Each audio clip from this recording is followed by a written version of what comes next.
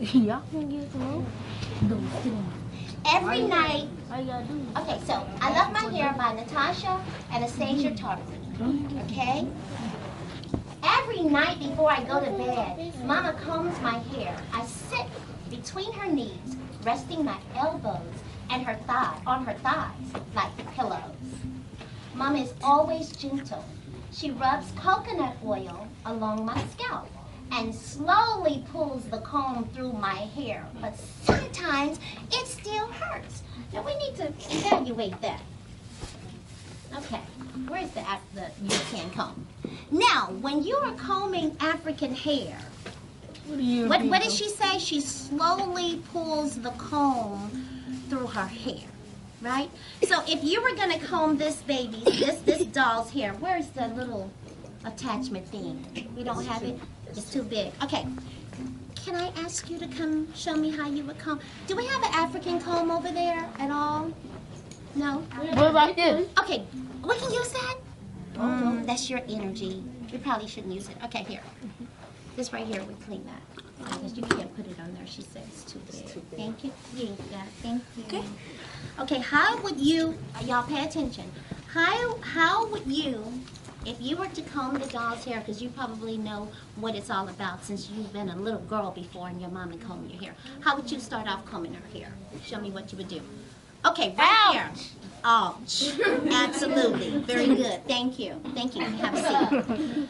That is the improper way to handle African hair. You don't take a wide tooth comb, an African comb, or no kind of comb, and start from the root down. How would you do it? Cairo. Start from the middle. Who said something? What would you say? What'd you say? You start from the middle and calm it down. Kinda. I like that. You would start, but that's how you used to start from here. So what you would do is hold the African hair like this, and then you would start at the tips, combing it, and you will spray leave-in conditioner. Can I see that? You would spray with water because water is the #1 what? Ow! Conditioner. How many of you like water? Yes. Like water? Oh, beautiful, beautiful African comb. This is what we use to navigate our hair. So can I get one of the ones you're not using? Yeah. So you spray for moisture. You got that? You spray for moisture, and then you take your hand and you hold the hair, and then you gradually, gently work it all the way, all the way, all the way till you get to the roots. That's how you comb hair. Got it? Okay. So she said that her mom took the comb through her hair, but sometimes it still hurts because look how Mommy is doing it from the root down. And it hurts when they do that. Yeah, it hurts. And Cairo, if you try to comb your hair without spraying the what? Moisture. The moisture. And conditioner. And moisture is nothing more than what? Water. Thank you. Because we don't need to go by nothing. All we need to do is use God's stuff. God gave it all to us. The water is going to help you hydrate. How many of you drink water? You drink water? You drink water, like water? You like water, like water? Good. It keeps your hair moist. And it keeps it supple. And it's easy to work with and navigate through. But if you don't do the water, it's going to be what? Somebody, if you don't use, somebody said nappy. Somebody keep this coat. You have baby. Because it doesn't have moisture. No. It wouldn't hurt to me because usually my dad doesn't put grease in it. He just brushed it, and then he just would comb right through it. Okay, grease don't do nothing. It is the water, the moisture, that hydrates. So now you can tell Daddy, get a bottle of water and put a little olive oil or coconut oil in it. And I think her mom used coconut oil. And then spray your hair, not grease. Grease is going to make it sticky and stick together, and it's going to hurt more. Okay? Okay, so any questions? Y'all see that? Okay, let's go. Let's go here. Look at her, how she's combing it. When Mama gets to especially tangled places, I try my hardest not to cry. Suck it in my teeth and my hands together until they're red. Have you felt that before? Getting your hair combed and groomed? You felt it a lot. What about you, baby? A lot. Let me tell you something. There's been a trick in this equation for beauty. Somebody has turned our beauty moments and our sacred time with our children to something dreadful. We should be running to get ourselves looking pretty and beautiful. But instead, if we see this in our parents' hands, we run. It's like, wait a minute. I don't want you to do my hair, right? It's not supposed to hurt. It's supposed to be a time where we come together and we bond. We talk about things, you know, we love on one another. That's what grooming time for us is. Somebody done switched the equation around and made it dreadful. I know when I was a young girl, I didn't want my hair done either. Because we couldn't wear our natural hair because my mom wanted it straight. And because it was straight, I couldn't go swimming. I couldn't get in the shower. I couldn't do anything because if it reverted back to its natural God-given state, my mom was very upset. So now we're trying to change the next generation that's coming. We're trying to make grooming time what? Fun. Fun! I love y'all! Absolutely! Yes, absolutely. Okay, so, but the tears always manage to squeeze out. Mama, stop! Stop! I cry when I can't stand the comb tugging at my hair no longer. Mama, stop! Have you felt that before? No. Every time when my mom combed my hair, I never say that. You never say that? Well, maybe she may know how to comb your hair. You do? Yeah. So we have to teach Mama how to comb the hair correctly. Mama puts the comb down. Does Mama put the comb down when you say stop? No. Oh, okay. Mama puts the comb down and rubs my hurting places, then leans in close to me like she's about to tell me a big secret. Do you know why you're so lucky to have this head of hair, Kenya? She asks. I shake my head no. She says because it's beautiful and you can wear it in many styles, okay? The hair is beautiful and you can wear it in many styles. So she tells her, I can spin your hair into fine, soft yarn, just like our grandmothers did at their spinning wheels, and weave it into a puffy little bun. Have you seen the little girls at school with the puffy little buns? Yeah? Yes, sir. You have? Okay, you're so beautiful. Or I can part your hair into straight lines and plant rows of braids along your scalp, the way we planted seeds in our garden, and then wait and watch them grow. You see that? What does that look like? But it's cornrows. Our hair talks. Our hair speaks volumes. Our hair is history. Our hair is culture. Our hair is nature. My hair don't talk. Your hair talks. It's the only hair that does talk. It's the only. Look, I was at the airport. Getting ready to. I was in Atlanta doing some braids on one of my clients because I do hair. I do natural hair. I do historical, ancestral, cultural, beautiful hair. That's what I do. It's history. It's culture. I got ready to get on the airplane, and I had the big globe going on. You know what the big globe is? Afro. The afro. The people let me through the checkpoint, gave me my shoes and all my belongings. After I got my stuff and got ready to go down to catch the plane, they ran after me saying, hey, you lady with the big hair. We think you have a bomb in your hair. We want to see if you got some weapons of mass destruction. I promise. That happened. So your hair speaks volumes. It doesn't matter. You don't have to say anything. But if you wear natural hair, and I don't like using the word natural because that's little, to me, convoluted. You know, that's little kind of mixed signals there. Because natural Natural. The word natural means nature. Like it's like stem from nature, right? But if a Japanese woman was sitting here whose hair was never relaxed, and maybe a Hispanic woman was sitting here and her hair was never altered and it's straight and they don't have chemicals on it, is that natural? No. Yeah, that's natural. That's natural. And so our hair in its African state, its natural state or nappy state, it's still a form of natural, but it's a different kind of natural. It's African hair. That's what it is. It's African hair. Can you say that? African hair. How many of you love Africa? You love Africa? It's African hair. So that separates us from calling it natural because we get it mixed up when we just say natural.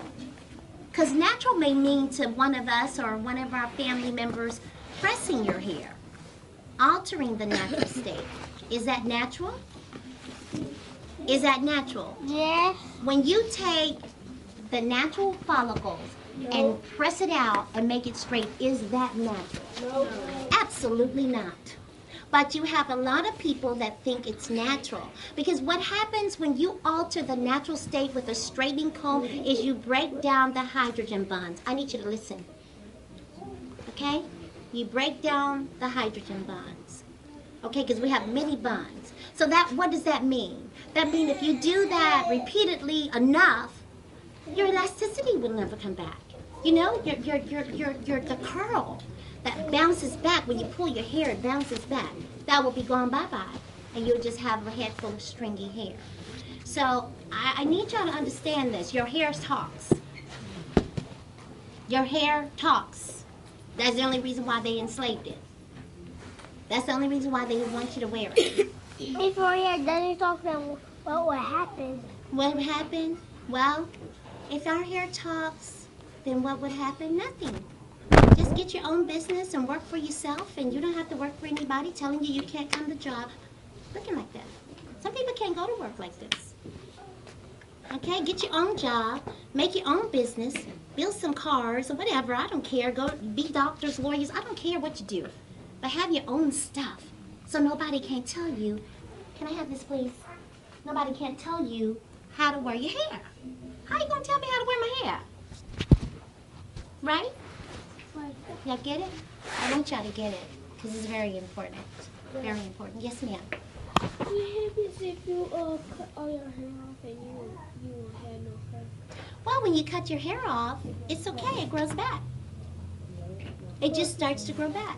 I think in Africa, the people, they cut their kids' hair off. Yeah, in America, we cut our kids' hair off. In Africa, we cut our kids' hair off. In America, we cut our kids' hair off. But it's okay. The hair still grows back. Mine Always. Yours didn't grow back? It's growing back. Mine always stay big. Then when my daddy gives me a haircut, it just stay low back. Yeah, because sometimes it's easier to keep the hair low so you can focus on education. You know what I'm saying?